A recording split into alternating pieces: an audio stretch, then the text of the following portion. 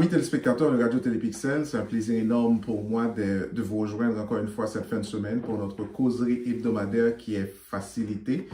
C'est une émission bien sûr où l'on se propose de vous parler de technologie numérique, de développer pour vous certains concepts et de venir avec tout ce qui est dans l'industrie des technologies, tout ce qui est nouveau pour vous les expliquer, comment les appliquer, comment c'est utilisé. Et ce matin, avant de commencer, j'ai encore une salutation spéciale pour les étudiants du Cégep. Et je sais que c'est une couche de la population qui écoute énormément cette émission. Alors, encore une fois, je tiens à vous féliciter de nous avoir choisis pour vous informer. Et je dois aussi vous dire que si vous aimeriez que l'on traite des sujets particuliers pour vous, n'hésitez pas à nous contacter pour qu'on puisse le faire. Et le moyen de nous contacter, c'est par email, clément.calvaire@clémentcalvaire.com ou aussi par téléphone sur le 514-799-6087. Et nous ferons un plaisir de discuter et de débattre les sujets dont vous aimeriez que l'on aborde à travers cette émission. Et l'on ira chercher aussi les spécialistes dans le domaine pour les ramener sur cette plateforme, pour débattre avec eux, pour comprendre et puis essayer de percer l'univers du domaine que vous aimeriez effectivement que l'on aborde à travers cette émission.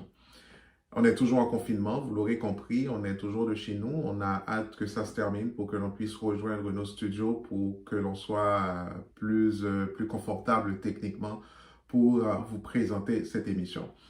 Et aujourd'hui, on va vous parler d'une industrie en pleine extension, en pleine expansion, qui est la FinTech, finance et technologie.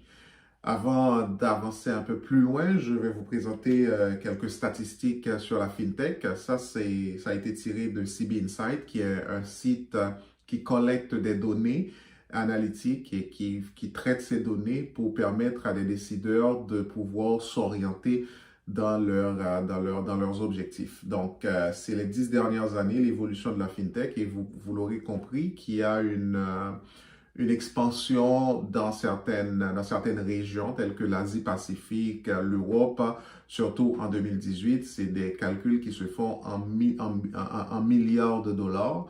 Et vous l'aurez remarqué au cours de l'année 2018, le nombre de deals qui ont été faits en rapport avec la FinTech en Asie-Pacifique et en Amérique surtout. Donc, comme je vous ai dit, c'est une technologie qui est en pleine expansion et il y a beaucoup de pays, beaucoup de startups qui commencent à rejoindre cette technologie.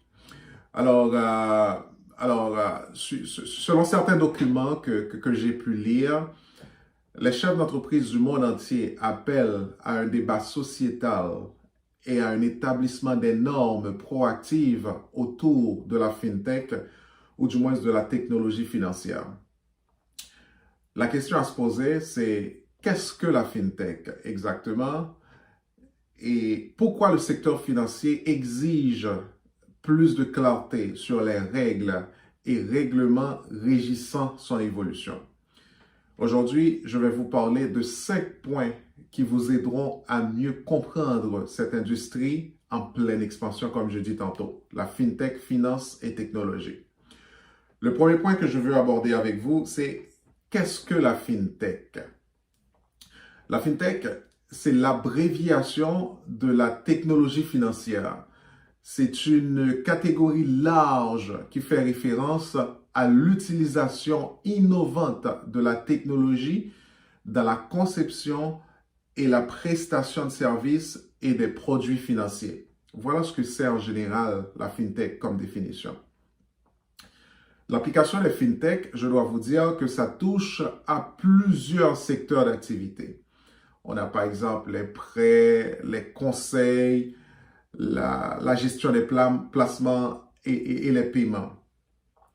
De nombreuses entreprises de FinTech exploitent de nos jours les technologies mobiles, le big data et l'analyse supérieure pour adapter leurs produits aux divers segments de leur clientèle. Vous l'aurez sans doute imaginé que de nos jours, les banques constituent d'importants utilisateurs de ce qu'on appelle les technologies numériques. Par contre, la FinTech place la technologie au cœur de l'offre des services financiers, en modifiant fondamentalement la façon dont les entreprises interagissent avec leurs clients.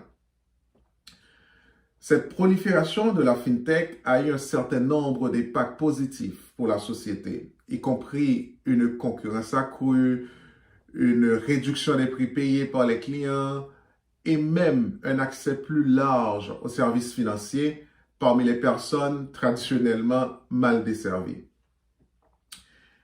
Et ce que l'on doit comprendre aussi, l'évolution de la FinTech, ça ne fait que commencer. On est au début de l'évolution de cette industrie qu'on appelle la FinTech. La deuxième question qu'on doit aborder, c'est qui évolue dans la FinTech? Qui est actif dans la FinTech? La réponse, les startups et les sociétés de financement traditionnelles sont actifs dans la FinTech. Ces startups ne ressemblent souvent pas à une banque ou à une compagnie d'assurance traditionnelle. Ces compagnies-là offrent généralement des solutions ciblées au lieu d'être des guichets uniques pour les besoins de services financiers à la clientèle. Beaucoup de ces entreprises sont basées dans des centres technologiques tels que San Francisco, Londres, New York, Tel Aviv, Singapour, Berlin, etc. Et ces entreprises-là s'appuient sur une main-d'œuvre composée de spécialités traditionnellement non financières, telles que les sciences informatiques, l'ingénierie et les technologies numériques. Parmi les exemples d'entreprises de FinTech, on peut prendre par exemple la TransferWise. TransferWise, c'est une compagnie britannique de transfert d'argent en ligne. Ça a été fondé en 2010 et suivant les dernières statistiques, ils ont en 2018 1900 employés. Autre compagnie dans le monde de la FinTech, c'est Lendoo. Lendoo, c'est une société de logiciels, un SaaS, ce qu'on appelle Software as a Software. C'est une compagnie qui a été fondée en 2011 et qui est basée à Singapour. Cette compagnie-là utilise des données non traditionnelles comprenant les médias sociaux et les enregistrements des smartphones afin de vérifier la stabilité financière des clients. Et une troisième entreprise de FinTech, c'est la Ripple. Alors, c'est plus une plateforme, je dirais. C'est un système de règlement brut en temps réel, ce qu'on appelle le Real-Time Gross Settlement System. C'est une plateforme d'échange d'argent, de currency exchange et d'envoi de fonds. Cette plateforme, c'est US-based Technology et ça a été fondé en 2012. Laissez-moi vous dire que les banques traditionnelles, les assureurs et d'autres grandes institutions financières investissent de plus en plus dans la FinTech. Il faut dire que certains intègrent la FinTech dans leurs offres de produits et de services existantes, tandis que d'autres, ils investissent dans des startups FinTech pour mettre en place leur propre incubateur de FinTech. Dans un papier de la chaîne américaine CNBC, Consumer News Business Channel, ce papier a fait un genre de décompte pour voir quelle compagnie qui évolue vraiment, qui a beaucoup plus de part de marché dans la FinTech. En fait, le portefeuille de FinTech, c'est Citigroup qui revient en tête, est le plus important de toutes les banques avec 13 startups soutenues de 2011 à 2015. En deuxième position vient Goldman Sachs. Goldman Sachs, c'est une banque d'investissement dont le siège social se situe dans le Financial District de Manhattan à New York, avec eux-mêmes 10 startups soutenues. Et la troisième, c'est la JP Morgan Chase, qui est un holding financier avec un startup, avec 5 startups représentant d'autres leaders dans le Wall Street, dans les salles de conseil finance. Autre question que l'on veut aborder ce matin, c'est comment la FinTech est-elle réglementée? La question de savoir comment la FinTech est réglementée et doit être réglementée fait l'objet de nombreux débats. Comme les startups FinTech ne fonctionnent généralement pas comme une banque ou un assureur à part entière, elles ont tendance à ne pas être soumises aux mêmes réglementations qui régissent les acteurs plus traditionnels du système financier. Et comme on pouvait s'y attendre, le cadre réglementaire actuel vise à superviser les fournisseurs de services financiers plus traditionnels qui peuvent être plus facilement classés comme des banques, des assureurs et des gestionnaires d'actifs. Les fournisseurs FinTech ne s'intègrent pas parfaitement dans ce paradigme. Je lisais un papier de Brice Wallace dans les colonnes du Wall Street Journal. Lui, il essaie de classifier les régulateurs, les instances régulatrices qui gèrent tout ce qui est finance, dans tout ce qui se passe dans le monde de la finance. Il a parlé de la Fed, qui est la Réserve générale comme instance régulatrice. Il a parlé du Consumer Financial Protection Bureau. Il a parlé du Financial Industry Regulatory Authority. En fait, il a essayé de regrouper toutes les instances régulatrices qui gèrent, qui réglementent le monde de la finance comparativement à la FinTech. Pour une institution financière, laissez-moi vous dire qu'il est généralement très clair quel organisme spécifique qui réglemente. Dans le cadre de la FinTech, ceci n'est pas clair pour ce qui est de la FinTech. Par conséquent, cela a conduit à un effort concerté de la part des décideurs pour comprendre ces nouveaux modèles d'exploitation et reconsidérer le cadre de surveillance existant à la lumière de la FinTech. L'impératif, c'est de trouver le juste équilibre, la balance entre l'innovation et la stabilité financière. Le temps est essentiel car bon nombre de ces nouvelles entreprises accumulent rapidement des parts de marché. De son côté, il y a le Forum économique mondial qui a voulu ajouter sa part en réalisant un brainstorming sur la FinTech, en essayant d'apporter des recommandations, des propositions. Le Forum économique mondial a formulé 4 recommandations au secteur privé et les superviseurs financiers pour préserver la stabilité financière et favoriser la FinTech. Que sont ces recommandations? Première recommandation, c'est de débattre sur l'utilisation éthique des données, ceci pour clarifier les limites, les frontières de l'utilisation des données des clients à des fins commerciales par des acteurs du système financier. La deuxième chaîne dans la recommandation, c'est de mettre en place un forum pour le dialogue public-privé sur la transformation dans le but d'identifier les domaines où un soutien aux superviseurs est nécessaire pour développer une technologie pour améliorer la stabilité.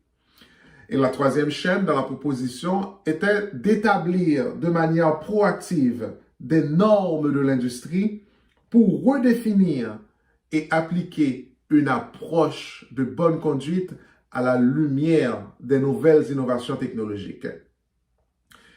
Et la dernière proposition étant de surveiller et de comprendre l'innovation en FinTech de manière cohérente afin de s'assurer que les superviseurs nationaux sont bien équipés pour atténuer les risques découlant de la FinTech. Il faut dire que ces propositions ont été formulées sur la base d'une recherche d'une meilleure approche du rôle des services financiers dans la société. Le comité directeur ayant travaillé à formuler ces recommandations était composé des dirigeants de plusieurs grandes entreprises telles que le HSBC, le UBS, DTCC qui est la Chambre des compensations, Western Union, ainsi que de nombreux économistes, start-up, fintech et régulateurs.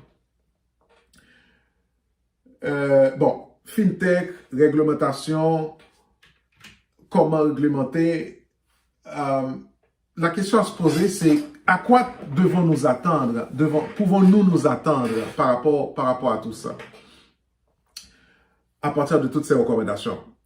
Alors, comme conclusion de ce brainstorming qui a été réalisé par le Forum économique mondial, alors, les participants disent espérer que ces recommandations bénéficieront de large soutien et qu'elles finissent par se traduire sur la forme de mesures concrètes de l'industrie et des politiques. Il faut dire que les mesures proposées font énormément de sens selon les personnes familières dans l'industrie de la FinTech.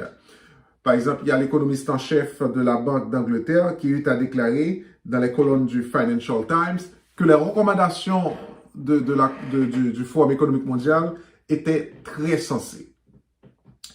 De notre côté, dans notre conversation, comment est-ce qu'on doit voir ça? Je dois vous dire que toute cette bonne volonté doit, à un moment donné, doit conduire vers des mesures concrètes. C'est vrai qu'on formule des recommandations, il faut qu'on se rende vers la concrétisation de toutes ces mesures. Le défi demeure de traduire ces recommandations en du concret. Pour cela, tous ceux et toutes celles, en termes de compagnies qui ont un intérêt dans la FinTech, doivent absolument faire leur part dans les jours, dans les mois, dans les semaines à venir pour que cette industrie puisse continuer à exploser comme c'est le cas. Alors, vous comprenez, toutes les bases sont définies, les entreprises, les startups commencent, les sociétés commencent, mais la grande question que l'on se pose, c'est sur la réglementation. Étant donné que cette industrie ne se considère pas comme les banques, comme les compagnies d'assurance traditionnelles, la question de la réglementation se pose parce qu'on ne peut pas parce que les organes régulatrices, les normes, les principes qui ont été définis, en fait, sont définis pour les banques en tant que telles, mais pas pour cette industrie. C'est pour ça qu'il y a des débats, tout comme le Forum économique mondial l'a fait, il y a d'autres débats qui se font pour que l'on arrive à déterminer une bonne réglementation pour cette industrie, pour que cette industrie puisse continuer à fonctionner. Parce que quand vous avez quelque chose qui vous pète dans la face, si je peux dire ça de cette façon, ça grandit, ça évolue et comme je vous ai montré dans notre graphe au tout début de l'émission, seulement pour l'année 2018, ça se compte en milliards de dollars, les revenus, les deals qui ont été faits avec la FinTech. Et il y a plusieurs régions où la FinTech vraiment commence à exploser. Donc, la question de la réglementation se pose. Il faut qu'on le réglemente, cette industrie qui est la FinTech, comme je vous ai dit, qui est la finance et technologie. Et mesdames, messieurs, vous l'aurez compris, je le dis toujours, la technologie, c'est une discipline transversale. Peu importe le domaine dans lequel vous évoluez, vous allez trouver la technologie. Il y a de la technologie de la finance, c'est pour ça qu'on parle de FinTech. Il y a de la technologie dans l'industrie de l'automobile. C'est pour ça que quand vous achetez une voiture de nos jours, c'est des voitures high-tech qui existent. C'est pour ça aussi qu'on a des domaines d'affaires qu'on appelle des business, ce qu'on appelle analyse d'affaires justement, des analyses de domaine, des analyses fonctionnelles, des analystes fonctionnels qui essaient de matcher le domaine d'application par rapport à la technologie pour aller chercher tous les avantages que la technologie offre pour l'appliquer à ce domaine. Donc, c'est ce qu'on appelle FinTech, c'est ce qu'on appelle finance et technologie, et ça existe aussi dans d'autres domaines. Mais pour l'industrie de la FinTech qui est en pleine expansion, le débat maintenant se pose sur la régulation, comment est-ce qu'on va réglementer cette industrie. Mesdames, Messieurs, ça a été notre débat pour aujourd'hui. Ça a été un énorme plaisir pour moi de discuter avec vous. On va prendre le rendez-vous pour la semaine prochaine. Mon nom, c'est Clément Calvaire. Nous rejoindre, c'est le 514-799-6087 par courriel clément.calvaire@clémentcalvaire.com. Et le médium pour vous transmettre ces informations, c'est sur cette émission, c'est Radio Télépixel. Je vous invite à aller liker notre page YouTube, à aller liker notre page Facebook.